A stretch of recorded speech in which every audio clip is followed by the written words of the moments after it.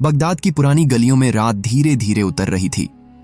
शहर की ऊंची मीनारों पर दिए टिमटिमा रहे थे और दुकानों के दरवाजे एक एक करके बंद हो रहे थे। खच्चरों और ऊंटों की घंटियां दूर कहीं धीमी होती जा रही थीं। दरिया के किनारे जलती कंदीलों की रोशनी पानी में कांप रही थी और वक्त अपनी रफ्तार से बहता जा रहा था। इसी शहर के बीचों बीच एक भव्य इमारत थी जिसकी खिड़कियों से रोशनी बाहर झांक रही थी। यह शहर के सबसे अमीर व्यापारी यूसुफ इब्न याकूब का घर था। उसका माल 7 कारवां में सफर करता था। उसके गोदामों में रेशम, मसाले, जवाहरात और कीमती सामान भरा हुआ था। लोग उसे रश्क की नजर से देखते थे, लेकिन यूसुफ के दिल में सुकून का कोई निशान न था। वह सारी रात हिसाब किताब में लगा रहता, कभी दीनार गिनता, कभी नए सौदों की योजना बनाता। उसके चेहरे पर वक्त से पहले की थकान थी, लेकिन आंखों में लालच की चमक अब भी बाकी थी। हर दिन नया माल आता, हर रात नई उम्मीदें जागती, मगर दिल का खालीपन जस का तस बना रहता। एक रात जब पूरा शहर नींद की आगोश में था, यूसुफ अपने कमरे में बैठा सोने के सिक्कों का पुलिंदा गिन रहा था। तभी दरवाजे पर दस्तक हुई।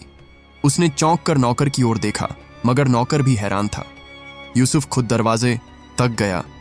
बाहर एक अजनबी खड़ा था, सफेद लिबास में, झुकी हुई नजरें और हाथ में एक पुराना झोला। अजनबी ने सलाम किया और कहा, क्या कुछ पीने को मिल सकता है? यूसुफ ने कुछ पल उसकी शक्ल देखी, फिर इशारे से नौकर को बुलाया। पानी लाया गया। अजनबी ने थोड़ा पिया, फिर जमीन पर बैठ गया।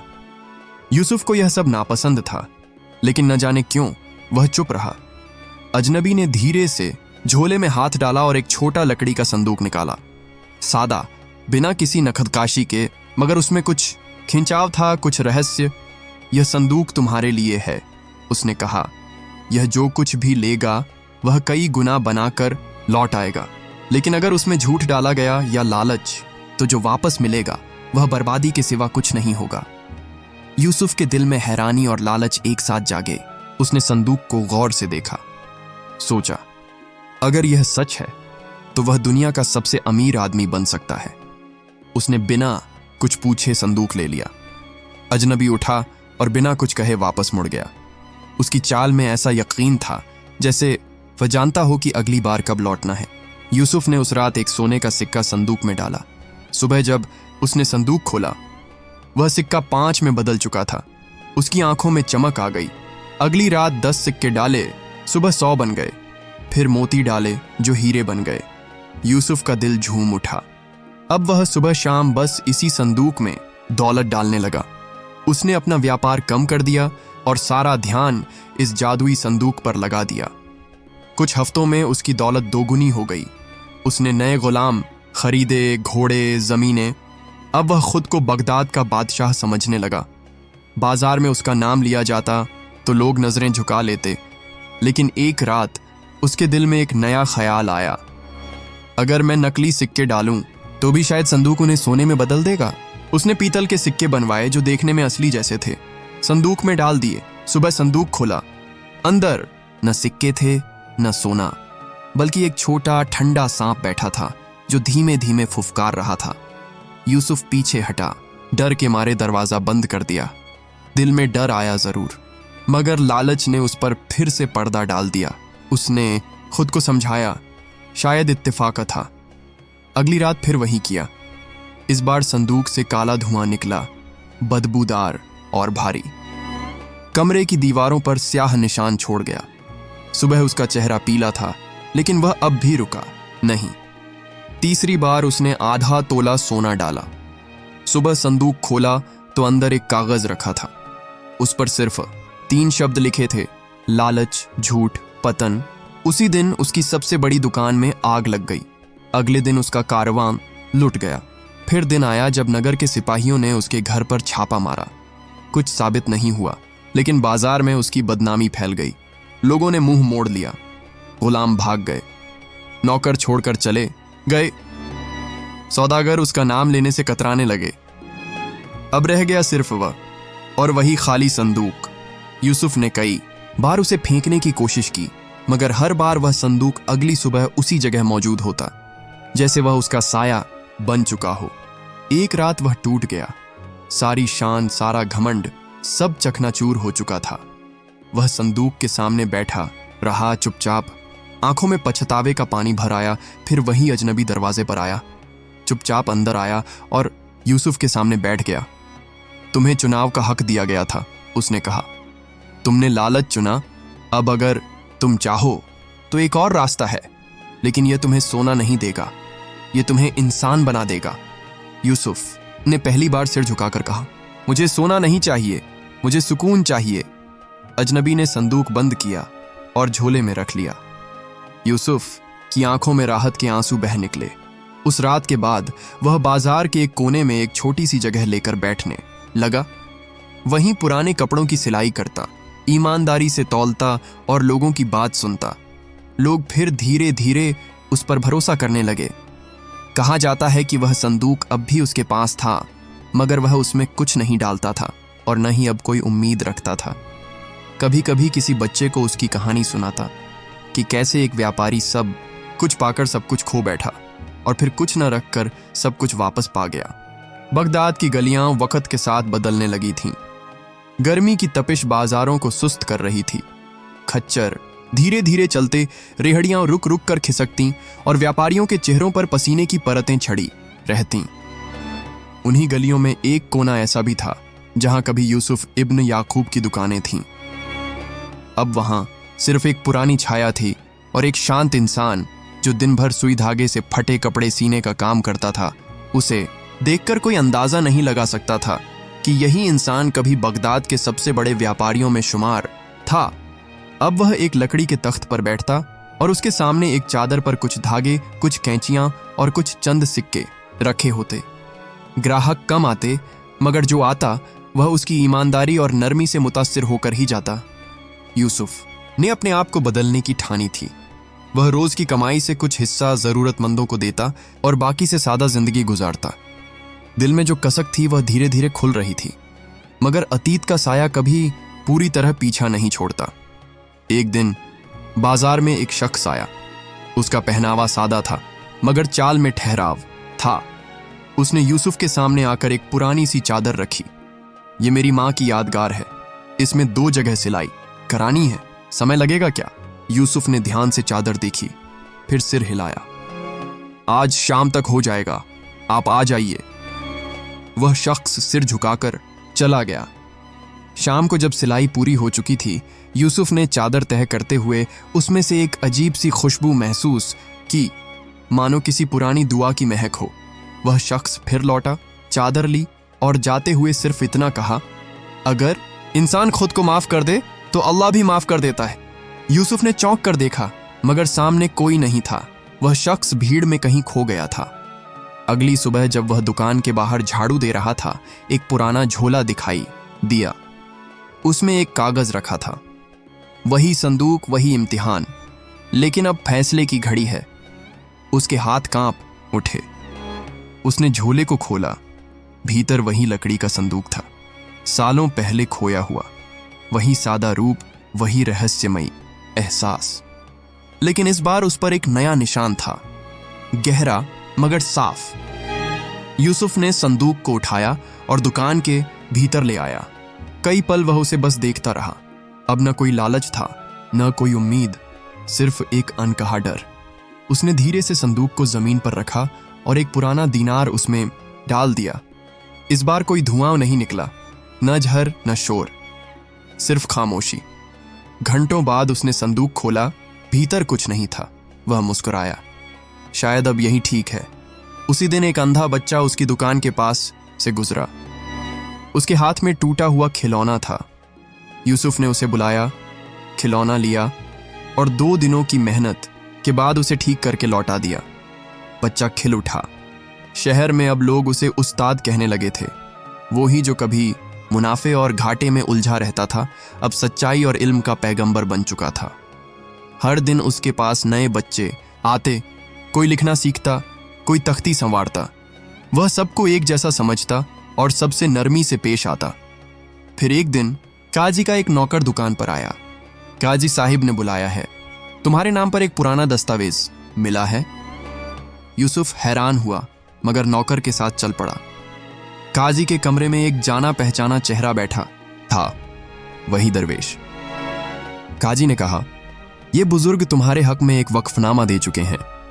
एक पुराना मदरसा जो सालों से बंद पड़ा था अब तुम्हारी निगरानी में है, उसे मदरसे की चाबियां सौंपी गईं।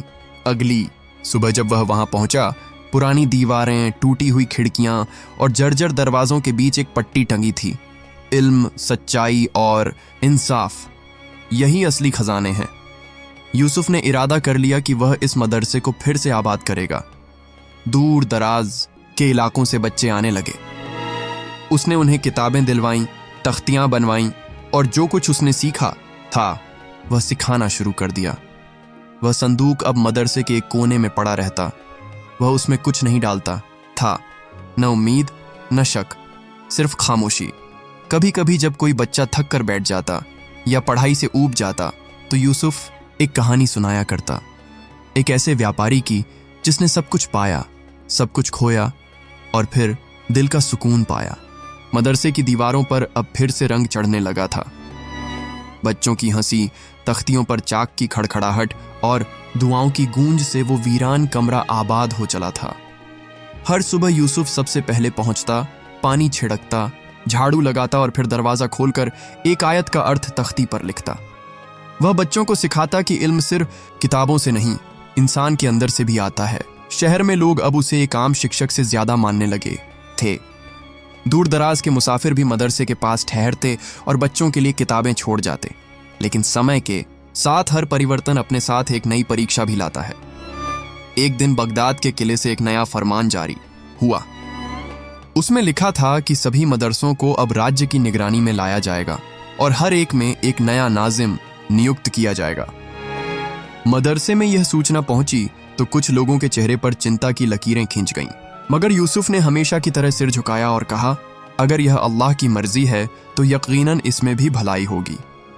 कुछ दिनों बाद कबीले के प्रतिनिधि मदरसे में पहुंचे। उनके साथ एक युवा तेज निगाहों वाला नाजिम था। उसका पहनावा राजकीय था, व्यवहार में सख्ती और शब्दों में अधिकार झलकता था। उसने सारे कागजात, किताबें और हिसाब किताब का निरीक्षण किया। फिर यूसुफ के सामने बैठकर कहने लगा, अब से आप केवल पढ़ाने का कार्य करेंगे। प्रशासनिक अधिकार मुझे सौंपे जाएंगे। यह राज्य का निर्णय है। यूसुफ ने सिर झुकाया। अगर यह आदेश है तो मुझे स्वीकार है। इसके बाद मदरसे में माहौल धीरे धीरे बदलने लगा। नई शर्तें लगाई गईं, फीसें बढ़ा दी गईं। गरीब और यतीम बच्चों के लिए दरवाजे बंद होने लगे। जहां पहले सभी के लिए जगह थी, अब दाखिला सिर्फ चुनिंदा लोगों को मिलने लगा। यूसुफ सब कुछ देखता रहा। बच्चों की आंखों में मायूसी, तख्तियों पर जमी हुई धूल और दरवाजे से लौटते छोटे छोटे कदम, ये सब उसका दिल तोड़ रहे थे।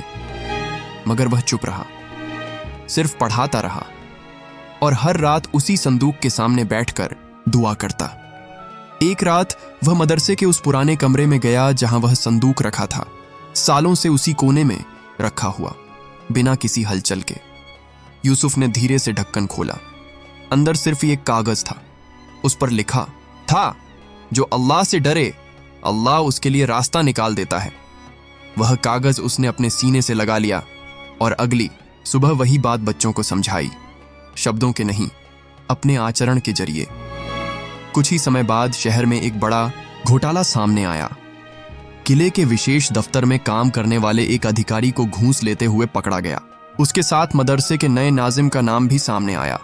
जांच बैठी और थोड़े ही दिनों में यह साबित हो गया कि मदरसे की सरकारी सहायता को बाजार में बेचकर उसने अपना धन बढ़ाया था। जब यह बात खलीफा तक पहुंची तो एक और फरमान जारी हुआ, मदरसे की संपूर्ण देखरेख दोबारा यूसुफ इब्न याकूब को सौंपी जाए। बेसे घोषणा के बाद मदरसे में फिर से रौनक लौट आई। दरवाजे फिर खुल गए, पुराने बच्चे लौटे, फीसें हटाई गईं और हर कोने से फिर वही दुआएं उठने लगीं जो कभी इस जगह की पहचान हुआ करती थीं।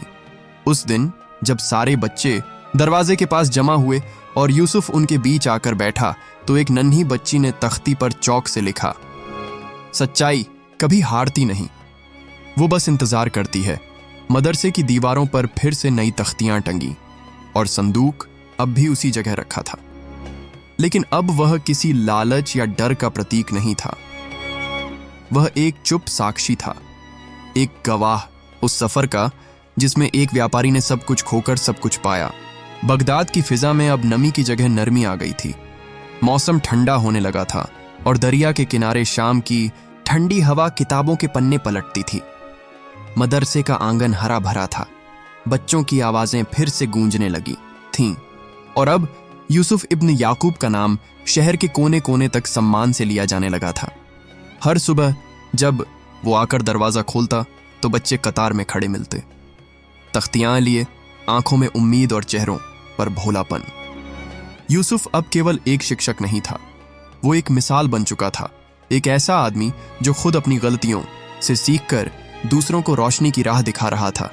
लेकिन जिंदगी की सबसे बड़ी परीक्षा अक्सर तब आती है जब आदमी सबसे ज्यादा संतुष्ट होता है। एक दिन दरवाजे पर एक डाकिया आया। उसके हाथ में एक मुहरबंद लिफाफा था, खलीफा की तरफ से। लिफाफे में एक औपचारिक आमंत्रण था। शाही पुस्तकालय के निर्माण हेतु सलाहकार नियुक्ति के लिए यूसुफ इब्न याकूब को आमंत्रित किया जाता है। साथ में कुछ शब्द और लिखे थे, जो अपने भीतर को सजा ले वह दूसरों के लिए रास्ता बना सकता है। यह आमंत्रण एक बहुत बड़ा सम्मान था। पूरा शहर गर्व से भर गया, मगर यूसुफ के चेहरे पर कोई बदलती भावना नहीं थी। उसने कुछ समय लिया, फिर उत्तर भेजा, मैं वहीं रहूंगा जहां सबसे ज्यादा जरूरत है, इन बच्चों के बीच। उसी शाम मदरसे के उसी पुराने कमरे में यूसुफ फिर एक बार उस लकड़ी के संदूक के सामने बैठा। अब उसमें कोई रहस्य बाकी नहीं था, न डर, न मोह, न कोई लालच। वह अब सिर्फ एक चिन्ह था, एक सफर का अंत और एक नई शुरुआत का प्रतीक। अंदर एक बार फिर एक कागज रखा था। इस बार उस पर सिर्फ एक पंक्ति थी, जिसने खाली होने से न डरा, उसी का दिल भरा। यूसुफ ने वह कागज उठाया और उसे मदरसे की मुख्य दीवार पर चिपका दिया। वहां जहां सभी बच्चे पढ़ते थे। वक्त बीतता गया। यूसुफ अब बूढ़ा हो चला था, लेकिन उसकी आंखों में वही चमक थी जो तब थी जब उसने पहली बार बच्चों को पढ़ाना शुरू किया था। एक शाम जब सूरज ढल रहा था और बच्चे अपने घर लौट चुके थे, यूसुफ आखिरी बार मदरसे की झाड़ू लगाकर बैठा। उसने आसमान की ओर देखा और हल्के स्वर में कहा, अल्लाह ने मुझे वहां गिराया जहां से उठना सीख सका। उस रात वह चुपचाप इस दुनिया से रुखसत हो गया। सुबह जब बच्चे आए, उन्होंने देखा दरवाजा खुला है, संदूक अपनी जगह रखा है और दीवार पर एक नई तख्ती टंगी है। सच्चा खजाना वह है जो दिल को भर दे। यूसुफ इब्न याकूब अब नहीं था, लेकिन उसका नाम, उसका चरित्र और उसकी कहानी हर बच्चे की जबान पर थी। सालों बाद भी जब कोई बच्चा नए दाखिले के लिए आता तो पहले उसे यही कहानी सुनाई जाती, लालची व्यापारी और खाली संदूक की। और हर बार जब बच्चे पूछते, क्या वो संदूक अब भी है, तो उत्तर मिलता, हाँ, वही कोने में रखा है। और अब वो सिर्फ इंतजार नहीं करता, वो सिखाता है।